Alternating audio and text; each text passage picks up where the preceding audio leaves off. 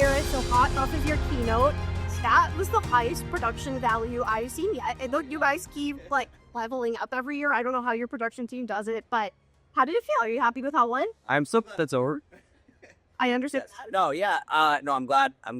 We took a little bit of a different approach. So it's interesting to hear you say the production value is high because yes, but our job this time was like to ground it in like something real. Yes. And not be, it wasn't as much like flashy automations on the screen or that kind of stuff. It was more like we're kind of taking the natural or organic path and trying to focus on the actual lives that are being impacted by what we all do. So yeah, that was our intention, at least. That was what I took away, hands down, especially at the end where you're showing more of the families and all of that. But you wove the Cotality team throughout your entire keynote, which I thought was such a cool way to present it and bring in multiple people and show their expertise and then show Zhang's real life, try to get insurance and all of those things. So I want to know what your favorite part was of the keynote. To do or like my favorite part was for those of you who didn't come.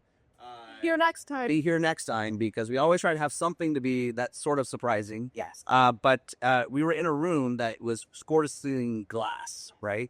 But we had shades that came down, or there were shades already here. And so we decided to start out with the shades down. And, we think about like what our industry has gone through over the last couple of years and how much it feels like we've been kind of stuck in darkness. Yes. And so we use that as a metaphor. We use Plato's Cave as kind of the way to deliver that. And then we talked about how, our whole goal is to bring illumination and bring light and bring data to solve problems. And we got to, like, I got this moment where I got to like talk about that, turn my back to the audience, walk towards this, what would have been just a black panel, but it was moving, it was going up. So all the shades were synchronous, going up at the same time. And so the light came in, you got to see where we were. And that to me was my favorite, like, delivery moments. That was an amazing moment. And so again, for those of you who work here, there's these huge screens on either side. It started to raise up. I saw the water and I was like, are we actually seeing outside? I was curious. Because the screens were like mirroring what you should see outside. It's like, it was supposed to be a window. Yes. Yes. And it looked like a window. It was great. Whoever did the video work for that, really good job. Lots of work trying to align horizons, which I guess is an easy. That makes sense. Yes. And having people walk from one side to the other. And yeah, it was fantastic. Okay, talk a little bit about Ali. That was one of the big parts of the keynote, something kind of new that you introduced. So introduce Ali. So I think what's important for people to understand is, like, especially at Cotality, our AI history is like 35 years long. But AI is just something that's like kind of hit the scene in the last couple of years. But Ali is a way for us to bring it all together in a very, I think, relatable personality sort of way. And so it's going to house all of our different AI skills in something that is conversational, easy to interact with. And it's just the start. Like, we're just rolling it out. We're starting with Mitigate with our contractors first. So our contractors are getting our best foot forward. And so Mitigate will be the first place you see Ali. Ali will be the single point for creating estimates in real time, doing it with voice estimate, image estimate. It's basically an agentic approach to taking lots of different tasks, automating them, and having it be helpful for you. That's awesome. So talk about the Dash and Mitigate piece and how that's kind of integrating. A lot of people talk about it in the industry. I don't want to have to go to multiple platforms to multiple things. Yes. So talk about Dash and Mitigate. Yeah, I think like one of our intentions is interoperability, and that's one of our vision pillars for Vestiary. And it's something we've been working on for a while, but like it's a big focus this year. So the idea is that if you're a technician, you shouldn't have to go into multiple systems to do your job. Yes. And so our goal has always been, how do we keep people in this single tool per role? And so before, if you were using Dash and Mitigate, you had to go to two places to do your compliance tasks. And compliance tasks are really important. They drive all of the workflow. So when you say I've arrived on site, it can kick off a whole set of workflow. It can notify the office. It can do a lot of the notations that you're required to do by different carriers automatically for you. So it's really critical to not have to go into multiple systems to do that. So now all of those workflows you've set up in Dash, they're now instantly available in your Mitigate app. And so you can complete your tasks and have it kick off the workflow that it does in Dash. Awesome. Super exciting. That is Sounds like a small thing, but it's huge. no contractors. When I saw that, I was like, oh, that is what the industry has been asking for. So that's going to be a big help for contractors.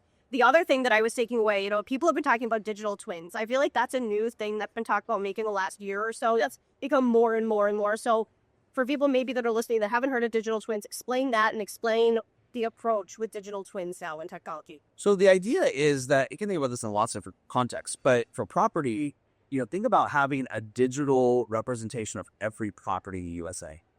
So you know what the outside looks like, you know what the inside looks like, the view from the street, the view from the sky, the view from the interior. So what puts like Cotality in a really interesting space is that we have access to proprietary imagery that a lot of people don't have access to. So if you don't know, like Cotality, if you bought a house or sold a house, that it probably went through our system. So all MLS, most MLSs, I should say, 95% of MLSs in the US use our technology. So we have access to that imagery. And so we have a view of the inside of the house.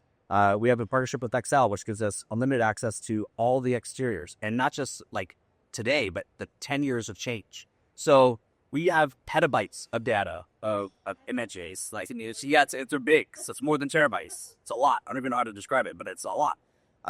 And so we have lots of imagery, and we have all the changes. And so what we've done is we've constructed a digital version of every house. Okay. So that we can help you estimate faster, or we can help you document faster. So we're doing that from a underwriting perspective as well, so that carriers know how to underwrite these properties. We've talked a lot about, if you know what the structure is, and all the characteristics of a structure, even a house that is typically in a high hazard area might still be a good risk if you know enough about that property. So there's lots of different contexts we get to use of it. John's story in the keynote was a good one of needing to get insurance for his new home, and originally being just them saying, no, you can't insure, and that finding insurance. But are you finding that technology like this is kind of helping to shift the tide a little bit? Because we went through this phase of like, there were so many properties that were uninsurable, and premiums were really high, and deductibles and all of that. So is this starting to move that needle? I mean, that's a big focus for us. So one, for me, selfishly, I'm in the same situation as John. I live in an area where it is very difficult to get insurance. If you think about it from the contractor perspective, you think there's been a dip in claims this year. Yes. Or 2025, I should say. Part of that is people don't have insurance. There's less people are insured today than there were 5 years ago. And what's happening? What's happening is we have more risk. We have more storms. We have more disasters that are wiping out billions of dollars for carriers. So they're having to make these really sweeping decisions that we're not going to insure anything a mile from the coast, or we're not going to insure anything in a western state, or we're not, they're making these big decisions that really aren't in their best interest or our best interest as consumers. And so what they need is they need granular data on every property so they can actually pick and choose which risks make sense for them and not have to make sweeping decisions. And that's what we're trying to bring, that technology, so that us consumers, we all have access to our insurance. It's important for me as well. And for restoration contractors that live in this ecosystem that need carriers to funnel claims to them so they can do the jobs, we want more people to be insured. So it really has multiple benefits.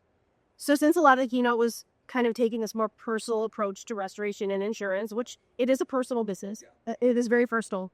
What's the biggest thing that you learned in your journey from your fire till now, and how things have gone? What's your biggest lesson they take maybe into your day-to-day now? Yeah, I think the idea that carriers are all about just saving money isn't true, because you could have done my claim so much cheaper. I'm sure. If you just would have moved faster. Yeah. And so the problem is that there's just so much happening, especially when you have a cat event like this.